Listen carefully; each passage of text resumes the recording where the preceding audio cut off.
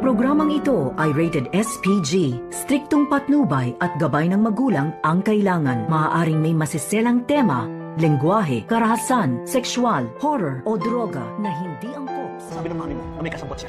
Tayo bang dalawa tinutukoy niya? Hindi ko alam. I'm innocent. Narito na nga ating pakabangan bukas, Miyerkules, sa abot kamay na pangarap. Sa wakas ay tuluyan na ngang nahuli itong si Moira dahil sa ginawa dito ni Annalyn. At alam pala dito ni Zoe na may inilagay si Annalyn na isang tracking device upang malaman nila kung si Moira ba ang katagpuin dito ni Zoe. At yun pala ay gusto na nga talagang tapusin ni Zoe itong kasamaan ni Moira dahil sa kanyang nalaman na gusto palang paslangin ni Moira itong si Annalyn at itong si Lynette. Kaya nang sa ganon ay talaga namang sinadya ni Zoe na mahuli itong kanyang ina.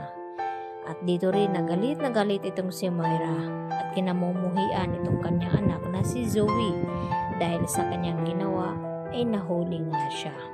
Sa kabilang banda ay dito naman na nagbabantay itong si Moira na hindi daw siya makukulong dahil marami nga siyang galamay at kakampi at mga kasabwat. At dahil dito, ang gustong mangyari ng mga pulis ay maiharap itong si Moira sa media upang makuhanan ng statement. At dito na nga, hinarap itong si Moira. At dito rin na dumalo itong sinaling Susan at itong si Josa at nagbiro pa nga ito na baka hindi si Moira yung nakaharap nila dahil nagtakip nga ito ng mukha at disguise nga ito.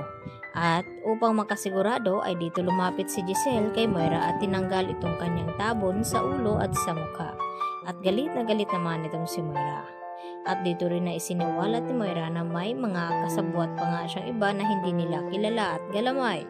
At dito rin na masinsina na kinausap ni Carlos, ito si Zoe, kung sino ang tinutukoy ni Moira na kanyang mga kasabwat at sila ba daw ang mga kasabwat na tinutukoy nito. Kaya kinabahan naman ang husto itong si Carlos at Zoe na baka malaman ng lahat na sila ay may kinalaman din sa nangyaring aksidente kay Don Pepe. At baka mapabilang din itong si Carlos at Zoe sa kulungan kung saan ay mahahatulan itong si Moira sa pagkakakulong. At sa hindi inasahan ay dumating nga itong si Don Pepe dahil nagkamalay na pala ito. Kaya pala nalaman dito ni Justin na may kinalaman talaga itong si Zoe sa nangyaring aksidente. At plano lang naman daw nilang dalawa ni Moira ang mga iyon. Kaya dito naman hinamon ni Zoe itong si Justin na patunayan daw na may kinalaman siya sa nangyaring aksidente. At dito nga na sinabi ni Justin kay Zoe na galit daw itong si Lolo Pepe dahil sa nangyari. Ayun pala ay nagkamalay na pala ang kanilang lolo.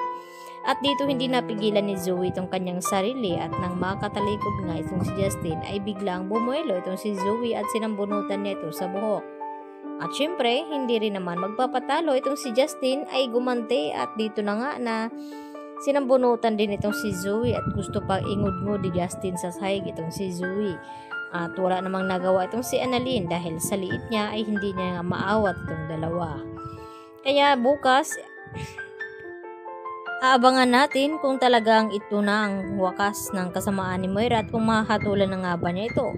Dahil marami nga daw siyang paraan upang makalabas sa kulungan at hindi pa daw huli ang lahat dahil sa dami daw niyang mga kakilala at naniniwala sa kanya na siya nga raw ay inosente. At umaasa naman itong sina Annalyn at Lynette na mabigyan na nga ng hustisya ginawa ni Moira sa kanila noon.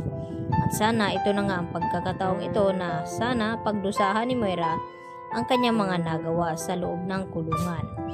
Kaya yan naman ang ating patuloy na pakaabangan bukas mga kapuso kung talagang madawit na nga ba itong si Carlos at Zoe sa kaso ni Moira.